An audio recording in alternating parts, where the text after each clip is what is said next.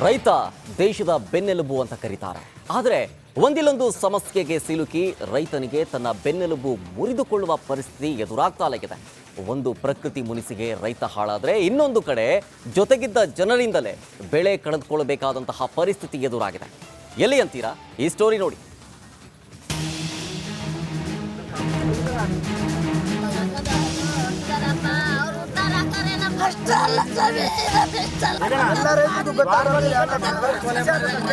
ಇಲ್ಲಿನ ದೃಶ್ಯಗಳನ್ನ ನೋಡ್ತಾ ಇದ್ರೆ ಎಂಥವರ ಕರುಳಾದ್ರೂ ಚುರುಕನ್ನದೇ ಇರದು.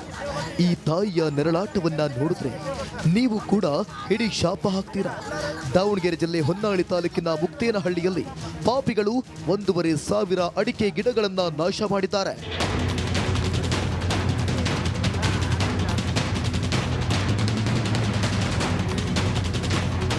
ಮುಕ್ತೇನಹಳ್ಳಿಯ ಪರಮೇಶಪ್ಪ ನಾಗಮ್ಮ ದಂಪತಿಗಳು 2 ಎಕರೆಯಲ್ಲಿ ಸುಮಾರು 2 ವರ್ಷದಿಂದ 1,500 ಅಡಿಕೆ ಗಿಡಗಳನ್ನು ತಮ್ಮ ಮಕ್ಕಳಂತೆ ಸಾಕಿದ್ರು.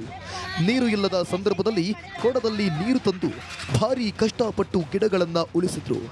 ಬೆಳಗ್ಗೆ 6 ಗಂಟೆಯಿಂದ ಸಂಜೆ 7 ಗಂಟೆಯವರೆಗೆ ಹೊಲದಲ್ಲೇ ಇದ್ದು ಗಿಡಗಳ ಆರೈಕೆ ಮಾಡುತ್ತಿದ್ರು. ಆದರೆ ದುರುಳರ ದುಷ್ಕೃತ್ಯಕ್ಕೆ ಇಡೀ ತೋಟ ನಾಶ ಆಗಿದೆ. ಕಟಕರು ಅಷ್ಟು ಅಡಿಕೆ ಗಿಡಗಳನ್ನ ಕತ್ತರಿಸಿ ಹಾಕಿದ್ದಾರೆ.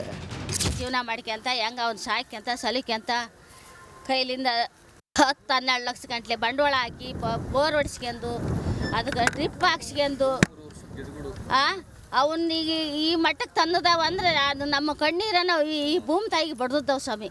ನೀರು ಚಾನಲ್ ನೀರು ಒತ್ಕೊಂಬಂದು ಬ್ಯಾಸ್ಗ್ಯಾಗ ನೀರಿಲ್ಲ ಅಂದು ಚಾನಲ್ ನೀರು ಒತ್ತಾಕಿ ಗಿಡ ಬೆಳೆಸಿ ಸಾಲ ಸೂಲ ಕಿತ್ತು ನಾವು ಡ್ರಿಪ್ ಹಾಕ್ಸ್ಕೊಂಡ್ವಿ ಸ್ವಾಮಿ.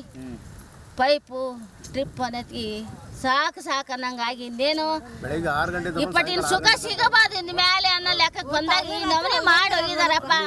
ದೇವ್ರನ್ನ ಅವ್ರು ಈ ಗಿಡ ಕಡ್ದಂಗ ಅವ್ರ ಮಂತನ ಅವ್ರ ಮಕ್ಕಳು ಅವ್ರ ಮನೆ ಮಕ್ಕಳು ಕಡ್ಕೊಂಡು ಹೋಗ್ಲಪ್ಪ. ಅಡಿಕೆ ಗಿಡಗಳನ್ನ ಕೆಡದಿದ್ದು ಯಾರು ಅನ್ನೋ ಪ್ರಶ್ನೆಗೆ ಸದ್ಯಕ್ಕೆ ಯಾವುದೇ ಉತ್ತರವೇ ಇಲ್ಲ. ಜಮೀನು ವ್ಯಾಜ್ಯದಿಂದ ಸಂಬಂಧಿಕರಿಂದಲೇ ಹೀಗಾಗಿರಬಹುದು ಎಂಬ ಸಂಶಯ ವ್ಯಕ್ತವಾಗಿದೆ. ದ್ವೇಷ ಇದ್ರೆ ಎದುರು ಬದ್ರು ಹೊಡೆದಾಡ್ಲಿ, ಈ ರೀತಿ ಫಸಲು ಹಾಳು ಮಾಡಬಾರದು ಎಂದು ಗ್ರಾಮಸ್ಥರು ಸಹ ಮರುಕಪಟ್ಟಿದ್ದಾರೆ. 2.5-3 ವರ್ಷಗಳಿಂದ ಹಗಲು ರಾತ್ರಿ ಅನ್ನೋದೇ ಕಷ್ಟಪಟ್ಟು ಇಲ್ಲೇ ಇರ್ತಿದ್ರು. ನಾನೇ ಎಷ್ಟೋ ಸರಿ ಬೈದಾಡ್ತಿದ್ದೆ, ಮನೆಗೆ ಹೋಗು ಅಂತ ಹೇಳ್ತಿದ್ದೆ. ಅಷ್ಟು ಶ್ರಮಜೀವಿಗಳು, ಇದರಲ್ಲೇ ಜೀವನಾಧಾರಿತ. ಈಗ ಇದನ್ನೇ ನಂಬಿಕೊಂಡು ಮುಂದೆ ಬದುಕು ಬಾಳೆ ಮಾಡಿದರು ಸರ್. ಈಗ 1400 ಗಿಡ ಕಡ್ದಾಕಿದ್ದಾರೆ ಅಂತಂದರೆ 1400 ಜೀವ ತೆಗೆದಂಗೆ. ಇವ್ರಿಗೆ ಸರಿಯಾದ ಶಿಕ್ಷೆ ಆಗಬೇಕು, ಕಾನೂನು ಕ್ರಮ ಆಗಬೇಕು. ಇದಕ್ಕೆ ಸಂವಿಧಾನ ಚಳಿಗಾಲದ ಅಧಿವೇಶನದಲ್ಲಿ ಅಮೆಂಡ್ಮೆಂಟ್ ಆಗಬೇಕು. ಇದಕ್ಕೆ ಫುಲ್ ಸ್ಟಾಪ್ ಇಡಬೇಕು. ಸರ್ಕಾರದವರು ಕಾನೂನರು ಸರಿಯಾದ ಕ್ರಮ ಕೈಗೊಳ್ಳಬೇಕು. ಈ ರೀತಿ ಅನ್ಯಾಯ ಯಾರಿಗೂ ಆಗಬಾರ್ದು ಸರ್. ಘಟನೆಯಿಂದ ಕುಟುಂಬಕ್ಕೆ ಆಕಾಶವೇ ಕಳಚಿ ಬಿದ್ದಂತೆ ಆಗಿದೆ. ಹೊನ್ನಾಳಿ ಪೊಲೀಸ್ ಠಾಣೆಯಲ್ಲಿ ಪ್ರಕರಣ ದಾಖಲಾಗಿದ್ದು ಘಟನಾ ಸ್ಥಳಕ್ಕೆ ಡ್ಯಾಗ್ ಸ್ಕ್ವಾಡ್ ಮತ್ತು ಬೆರಳಚ್ಚು ತಜ್ಞರು ಎಂಟ್ರಿ ಕೊಟ್ಟಿದ್ದಾರೆ. ಮಾಜಿ ಶಾಸಕ ರೇಣುಕಾಚಾರ್ಯ ಕೂಡ ಸ್ಥಳಕ್ಕೆ ಭೇಟಿ ನೀಡಿ ಸಾಂತ್ವನ ಹೇಳಿದ್ದಾರೆ. ಮಕ್ಕಳಂತೆ ಸಾಕಿದ್ದ ಅಡಿಕೆ ಗಿಡಗಳು ನಾಶವಾಗಿದ್ದು ಪೊಲೀಸರು ದುರುಳರ ಎಡೆಮುರಿ ಕಟ್ಟಬೇಕಿದೆ.